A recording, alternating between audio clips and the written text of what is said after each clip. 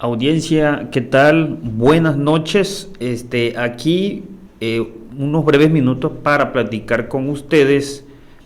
Tal vez este material sea cargado al video podcast. Ya sabes, búscame como Milton Vargas Inmobiliario en la plataforma de Spotify. Tal vez te lo deje yo en la parte de abajo del vínculo o en la parte superior para que solamente le deje un clic y enseguida te estés vinculando.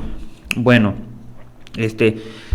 hoy quiero platicarte que no lo había hecho a principios de la primera semana de enero porque todavía no se había cerrado bien el dato en específico. Platicarte sobre lo que es la inflación anual. ¿Qué es la inflación anual? La inflación anual, para los que no están familiarizados, porque yo trato de colocar información digerible para el consumidor final, ¿sí? Yo tal vez no necesito enviar la información a colegas inmobiliarios como yo, a fiscalistas. ¿Por qué? Porque son personas expertas que pues, obviamente ya tienen el conocimiento a la perfección y a eso se dedican a estudiarla. Pero una persona como yo, que trato de agregarle valor a las personas como ustedes, que tal vez no tienen el conocimiento a la perfección, pero tratan de comprender, entonces ustedes sí necesitan que uno les explique las situaciones un poco más digerible. Bueno, el dato aquí que estoy capturando, leyendo la información, prácticamente viene de lo que es el Banxico, ¿sí? Y cerró en el 7.82. Aquí nuestra información dice que en este portal, concentra información estadística sobre la inflación. Sí, obviamente, básicamente es una información de la INEGI, ¿sí? Dice aquí, me voy a saltar un poco de texto, dice el 16 de abril de 2008 a partir del 15 de julio del 2011, el Instituto Nacional de Estadística y Geográfica, el INEGI, tiene la facultad exclusiva de elaborar y publicar los índices nacionales de precios.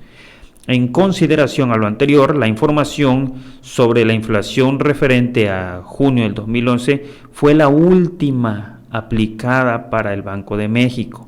El INEGI comenzó la difusión de la información con los resultados correspondientes a la primera quincena de julio del 2011. Desde esa fecha entonces lo retoma el INEGI según esta información.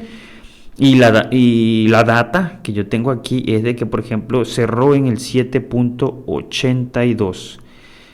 ¿Qué más de información? Bueno, eso normalmente a qué viene de relevancia enfocado al sector inmobiliario, en el alza de precios a veces de la vivienda, por ejemplo, en lo que es el producto de la materia prima, ¿sí? Porque recordemos también que, por ejemplo, lo que es la varilla y el cemento es algo totalmente primordial en el aspecto de la construcción y es lo que va elevando.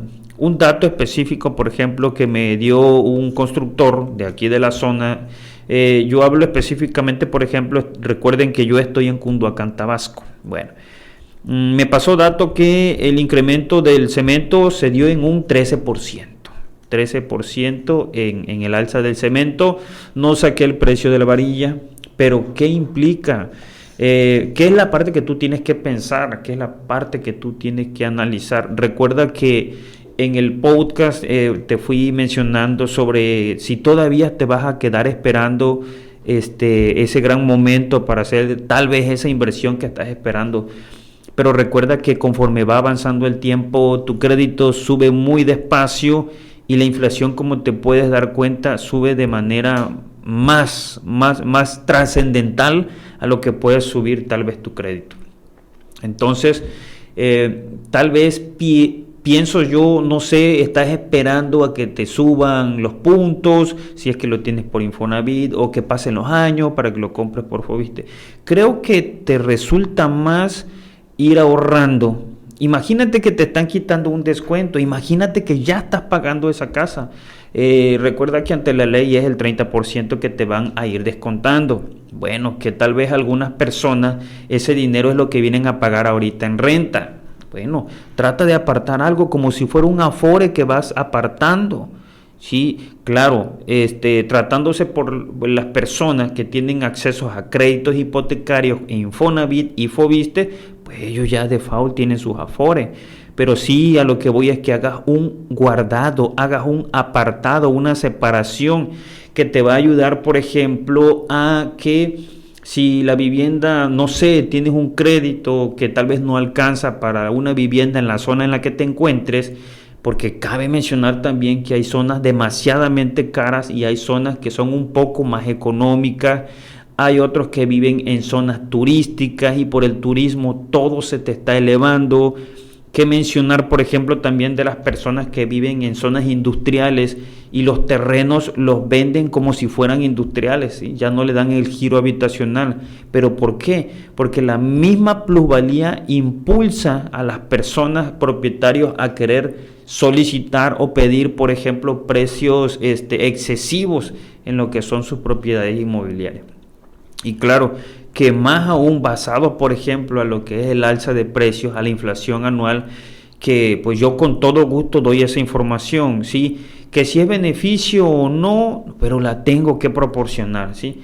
¿Por qué? Porque tal vez esta información la están escuchando personas que tienen propiedades y dicen, no, pues yo quiero vender un predio, pues yo ya sé que está la tasa en tal porcentaje, y no mencionar de los arrendamientos. Déjame recordarte que los buenos contratos de arrendamiento se dan con un incremento de manera anual, ¿sí? Y recuerda que cuando vayas a firmar, por ejemplo, un contrato de arrendamiento, que no se te pase de 5 años, porque después de los 5 años ya hay una ley por ahí que pueden ejecutar una posesión. Entonces lo más idóneo es de que hagas un contrato de manera anual. Pero, por ejemplo, ¿qué fue lo que me consultó un familiar que tenía un cliente? ¿Sí? Va y me marca mi pariente y me dice que hay un inquilino que quiere invertirle a la propiedad que está rentando, pero tiene temor que el propietario del inmueble le incremente el precio al ver que, por ejemplo, pues ya le invertiste. Pero bueno, es que la verdad ahí son acuerdos ganar, ganar. Sí, la parte, por ejemplo, del inquilino, sí, gana un buen plazo. Recuerden, no se pasen de los 5 años. Y, por ejemplo, el propietario, pues que gana la seguridad de que va a tener siempre alquilado, siempre en movimiento y siempre recibiendo un flujo de rentabilidad por esa propiedad que ya tiene la inversión. ¿Sí? Y también otro punto viene siendo lo del cap rate. El cap rate es una tasa de porcentaje que viene ya un poco establecida tanto para lo que es el sector habitacional, para lo que es el sector vacacional, el sector industrial, el comercial. Cada uno tiene una tasa o un porcentaje que debes de estar recibiendo como utilidad de manera anual para que te sea redituable.